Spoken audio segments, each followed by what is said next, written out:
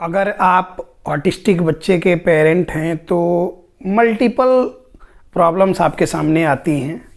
इन सारी प्रॉब्लम्स में एक कॉमन प्रॉब्लम जिस पे हमने अभी ध्यान दिया है, कुछ केसेस, कुछ इश्यूज इस तरह के हमारे सामने आए तो हमने सोचा कि इस पे सारे लोगों को अवेयर करना ज़रूरी है। रेगुलर बेसिस पे 120-25 प्लस लोगों का सेशन होता है ऑनलाइन में। हमारे फिजिकल सेशंस में मतलब ओवरऑल मिला के 150-200 सेशंस डेली होते हैं। अब इतने सारे केसेस में जो लोग हमारे साथ रेगुलर बेसिस पे जुड़े हैं या फिर जो हमारा वीडियो देख रहे हैं, उन सबको समय समय पे गलत चीज़ों से कैसे बचना ये और ख़ुद को अवेयर कैसे करना ये हम हमेशा बताते रहते हैं। इसी कड़ी में, इसी सीरीज में आज का वीडियो है और टॉपिक ये है कि मैक्सिमम लोगों का सवाल ये आता है कि घर में कुछ इशू हो गया या फिर ठंडा का मौसम हो गया, किसी की थोड़ी सी तबीयत ख़राब हो गई, कुछ भी मतलब कि ऐसा जो कि आप सही डायरेक्शन में जा रहे थे उधर से विचलित करने वाला कुछ भी आ गया आपको डिस्ट्रैक्ट करने के लिए, तो मैक्सिमम लोगों की रिक्वेस्ट आती है हमारे पास कि आप घर पे सर हमारे यहाँ किसी थेरेपिस्ट को भेज सकते हैं क्या? घर पे थेरेपी हो सकती है क्या? Home therapy, home visit therapy जो भी कह सकते हैं आप। तो ये होम विजिट का कॉन्सेप्ट क्या है ये हम आपको समझा रहे हैं और ये कितना नुकसान का सौदा है आपके लिए ये भी हम आपको क्लियरली समझाएंगे। अभी 1-1.5 महीने पहले की बात है, एक बच्चे उसके घर में उसकी दादी की तबीयत ख़राब हो गई। थोड़ा दूरी से आता था लोग, तो उसकी मदर का कहना था कि मतलब घर पे कुछ हो जाता अरेंजमेंट तो सही होता। हमने मना कर दिया, हमारे पास रिक्वेस्ट आया और हमने मना कर दिया कि ऐसा नहीं होता। पेरेंट्स को बुलाया, मिले, उनको समझाया कि ये जो माहौल यहाँ जो आप आ रहे हैं क्लिनिक में, बच्चे अलग अलग जगह से आते हैं, बच्चे एक दूसरे से इंटरेक्ट करते हैं, बहुत सारी चीज़ें सीखते समझते हैं, एक नया इन्वायरमेंट मिलता है।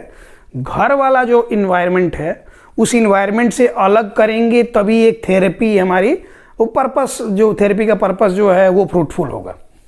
घर में ही जब रखेंगे तो माहौल ही वही मिलेगा तो वो फ्रूटफुल तो होगा नहीं।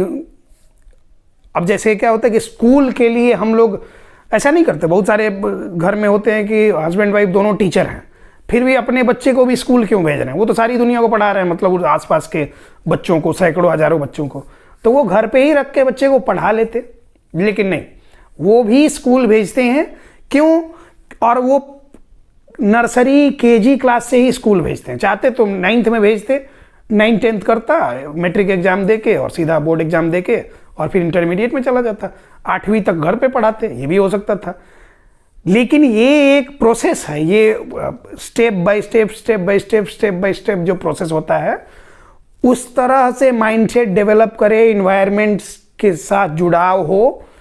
तो स्कूलिंग इसलिए केजी से, नर्सरी से, प्ले से, प्री से, जो भी कह सकते हैं, वहाँ से शुरू की जाती है। ठीक थेरेपी का भी यही कि वो जो माहौल स्कूल में पढ़ाई के लिए मिलेगा वही उस तरह का माहौल जो थेरेपी के पर्पस से आपको क्लिनिक में, थेरेपी सेंटर्स में, रिहैब सेंटर्स में मिलेगा।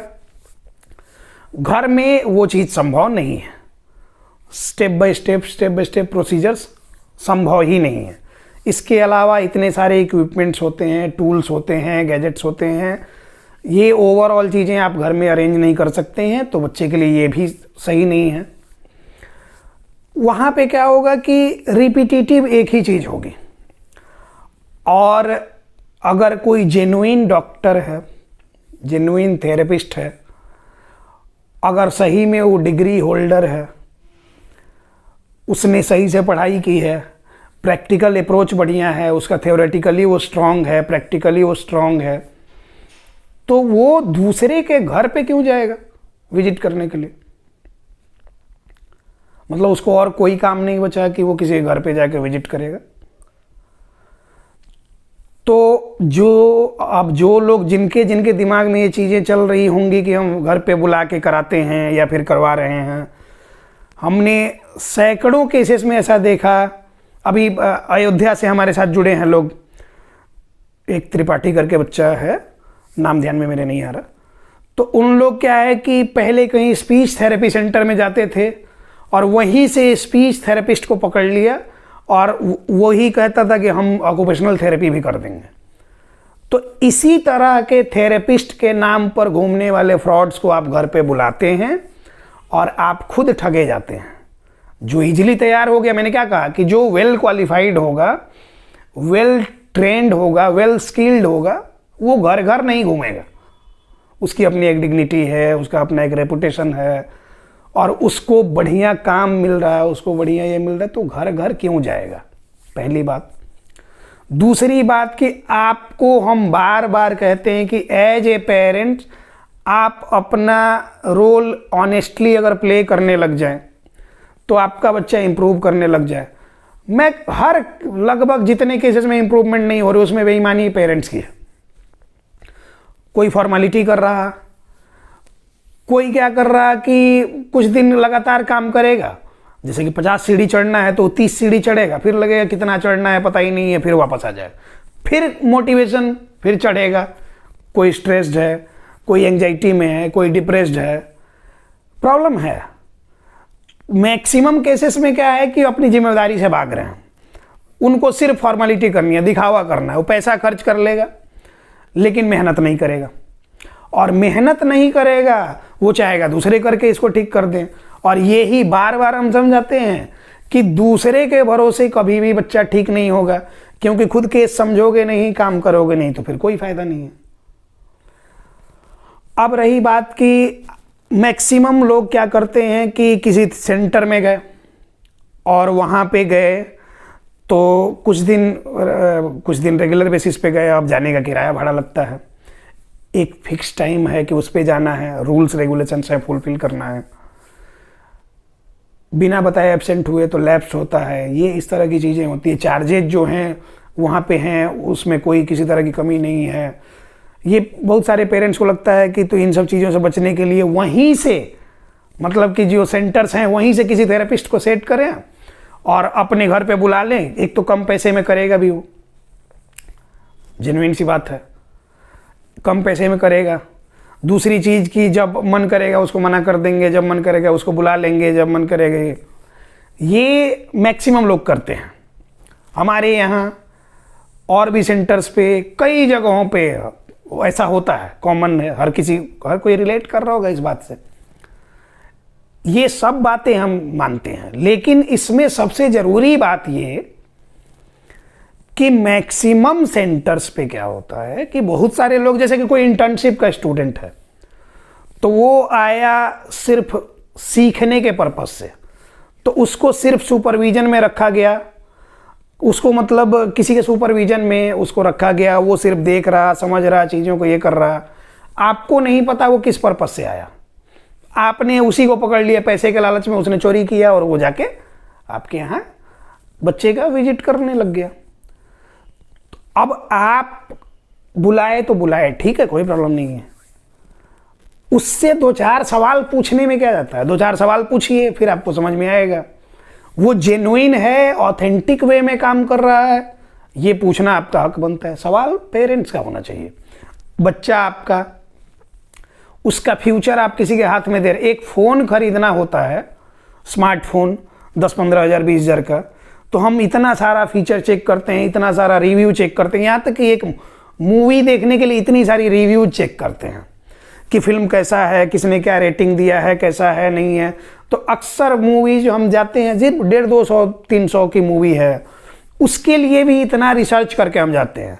घर में किसी गंवार को बुला के और घर में थेरेपी कराना शुरू कर देते हैं, बिना ये जाने के उसको पता भी, अरे ऑटिज्म ही क्या है। जैसे आपके बच्चे का केस ऑटिज्म है, तो ऑटिज्म में थोड़ा सा एक्सप्लेन करवा लो उससे, अगर वो एक्सप्लेन कर दिया तो अच्छी बात है। फिर उससे पूछ लो कि हमारे बच्चे की क्या प्रॉब्लम है और तुम कैसे इसको मैनेज कर रहे हो, थोड़ा हमको भी समझाओ। समझा दिया तो अच्छी बात है। अब पूरी दुनिया भर में घर पे जाके थेरेपी करने वाले सब लोग तो गलत नहीं है, बहुत सारे लोग हैं कि वेल क्वालिफाइड हैं, वेल स्किल्ड हैं, वो भी जाते हैं, तो वो जेन्युइनली हर चीज़ें समझा देंगे आपको।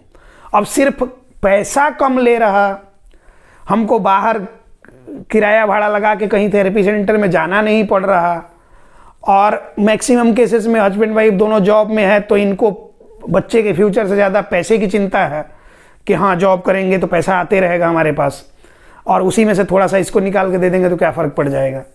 तो ये मेंटेलिटी वाले लोग कभी भी इम्प्रूव नहीं कर पाएंगे बच्चे को। आप बुला रहे हैं बुलाएं, लेकिन उसमें आप इन्वॉल्व हों। और सामने वाला जो आपके बच्चे को कोई पढ़ाने के लिए आ रहा है, सिंपल सी बात, किसी टीचर को आप रख रहे हैं, तो आप पहले जानेंगे ना कि ये उस लायक है कि नहीं, आपके बच्चे को डील कर सकता है कि नहीं। बिना जाने ही किसी को भी रख लेंगे कि बस उसने कह दिया कि हाँ टीचर है, वो भी आपने सुना किससे, किसी ने कहा कि वो टीचर है, फिर उसने कहा कि वो टीचर है, उसने कहा कि वो टीचर, आपने ऑथेंटिसिटी नहीं चेक करी उसके। कई बार क्या होता है कि बहुत सारे स्टूडेंट्स हमारे पास आते हैं कि सर कुछ दिन हम सीखना समझना जानना चाहते हैं कि आगे फ्यूचर में कैसे क्या करना है, तो उन लोगों को रख लिया जाता है सिर्फ इसलिए कि वो हेल्पिंग हैंड होंगे, एक्टिविटीज बच्चों को कराएंगे, वो टेक्निकली बच्चों को डील नहीं करेंगे। तो ऐसे लोगों को रखा जाता है, और ऐसे लोगों को गलती से आपने पकड़ लिया और आप विजिट में लगा दिए तो फिर हो गया। स्पीच थेरेपिस्ट जो हमने बताया कि अयोध्या में जो ये स्पीच थेरेपी सेंटर पे जा रहे थे तो पकड़ के लेके आ गए स्पीच थेरेपिस्ट, वो स्पीच थेरेपिस्ट भी नहीं था, वो स्पीच थेरेपी करते करते सीख लिया था, बोलते बोलते बोलवाने लगा था लोगों को, बच्चों को। और फिर उसने कहा कि ऑक्यूपेशनल थेरेपी में क्या है, आपके बच्चे का हम वो भी कर देंगे। मतलब उन लोग कह रहा था कि हम लोग कहीं ऑक्यूपेशनल थेरेपी के लिए जाना चाहते हैं, तो बोला कि वो तो हम भी कर देंगे। तो वही स्पीच थेरेपिस्ट जो कि स्पीच थेरेपिस्ट नहीं था, वो ऑक्यूपेशनल थेरेपी भी कर रहा था, और 2 साल से इनकी थेरेपी चल ही रही थी, कहीं कुछ नहीं हो रहा था। और 3 साढ़े 3 महीने हमारे साथ हुआ होगा, और वो बच्चा काफ़ी हद तक इम्प्रूव कर गया है और डे बाय डे इम्प्रूव कर रहा है। तो समझिए, आप समझना आपको पड़ेगा। हम कहते हैं जागो ग्राहक जागो, बच्चा आपका है, उसके भविष्य को दांव पे मत लगाइए। नॉन टेक और गंवार लोगों के चक्कर में फंस के थोड़े से पैसे के लिए और थोड़ा सा अपने आप को बचाने के लिए बच्चे का फ्यूचर दांव पे न लगाइए। समझदार लोग हैं, बहुत सारे लोग देखेंगे ये वीडियो तो उनको समझ में आएगा कि वो भी यही गलती कर रहे हैं, और इस पे अवेयर करना हमारा काम था। बाकी अब क्या है कि राम की चिड़िया राम का खेत खाओ चिड़ियों भर भर पेट वाली बात है। इन्हीं सब बातों के साथ इस टॉपिक को क्लोज करते हैं। मिलते हैं किसी नेक्स्ट टॉपिक में। धन्यवाद।